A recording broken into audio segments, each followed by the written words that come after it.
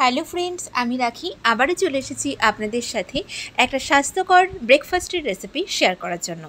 আমাদের হাতে যেদিন সময় খুবই কম থাকে, রুটি পরোটা লুচি এগুলো করার সময় থাকে না, তখন কিন্তু আমরা খুব সহজে আজকের এই রেসিপিটা তৈরি করে নিতে পারি।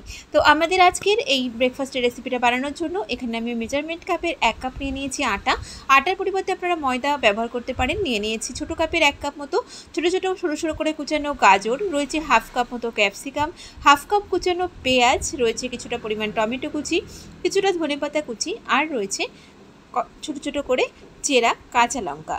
ঝালের পরিমাণটা আপনারা নিজেদের স্বাদ মতো অ্যাড করবেন। এর সাথে আমাদের লাগছে একটা ডিম, হাফ চা চামচ মতো গোলমরিচ পাউডার, রয়েছে প্রায় 1.5 টেবিল চামচ মতো টমেটো সস, আর স্বাদ মতো লবণ আর স্বাদ মতো চিনি লাগবে। এর সাথে আমাদের অবশ্যই লাগবে একটু সামান্য পরিমাণে রিফাইন তেল। এখানে একটা মিক্সিং বোলের মধ্যে আমি প্রথমেই আটাটাকে নিয়ে নিলাম, তার মধ্যে দিয়ে দিলাম ডিম। এবারে এর যে সবজিগুলো রয়েছে আমাদের, সেগুলো আমি একে একে দিয়ে দিচ্ছি। আপনারা যতটুকু সম্ভব পারেন ছোটো ছোটো করে সবজিগুলোকে কাটার চেষ্টা করবেন। আর এই সবজিগুলো ছাড়াও আপনারা নিজেদের পছন্দ মতো কিছু ভেজিটেবল কিন্তু এর মধ্যে অ্যাড করতে পারেন। এটা খেতে ভীষণই ভালো হয় আর ভীষণই স্বাস্থ্যকর। আপনারা বাচ্চাদের জন্য বা বড়দের জন্য বানিয়ে দিতে পারেন।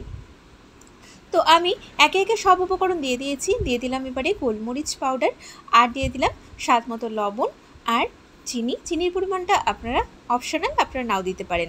টমেটো সসটা দিয়ে দিলাম। এই টমেটো সসটা দেওয়ার কারণে কিন্তু এটা খেতে বেশ ভালো হয় আর কালারটাও বেশ ভালো আসে। তো এখন সব উপকরণ একটা চামচের সাহায্যে ভালো করে আমি মিশিয়ে নিচ্ছি। এবারে এর মধ্যে আমি অল্প অল্প করে জল অ্যাড করব। এই ব্যাটারটা কিন্তু খুব বেশি ঘন হবে না, আবার একেবারে পাতলাও হবে না। এটা মিডিয়াম একটা ব্যাটার তৈরি হবে। তার জন্য এখানে জলের পরিমাণ কিন্তু একবারে দিলে হবে না, এটা অল্প অল্প করে মেশাতে হবে যাতে জলটা বেশি না পড়ে যায়। তো আমাদের এই ব্যাটারটা কিন্তু রেডি হয়ে গেছে। দেখুন, এটা ব্যাটারের কনসিস্টেন্সিটা ঠিক এইরকম হয়েছে। আমি এই কাপটার প্রায় 1.5 কাপ মতো জল এখানে ব্যবহার করেছি। এবারে একটা গ্যাসে কড়াই বসিয়ে দিয়েছি। এর মধ্যে সামান্য পরিমাণে একটু রিফাইন্ড অয়েল ব্রাশ করে নিলাম। তেলের পরিমাণ কিন্তু একদমই কম লাগে। এখন 1 হাতা করে এই ব্যাটার কড়াইতে দিয়ে দিলাম।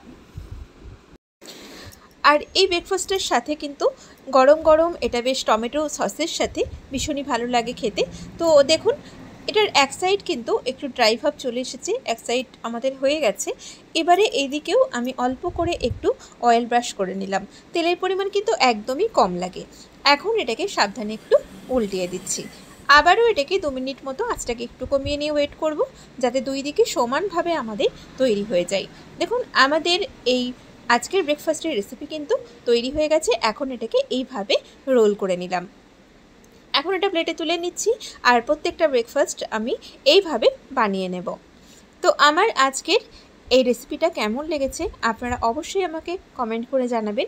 রেসিপিটা ভালো লাগলে লাইক করবেন, শেয়ার করবেন। আর আপনারা সবাই খুব ভালো থাকবেন, সুস্থ থাকবেন। আমি আবারও হাজির হব নতুন কোনো রেসিপির সাথে বা নতুন কোনো ভিডিওর সাথে। নমস্কার।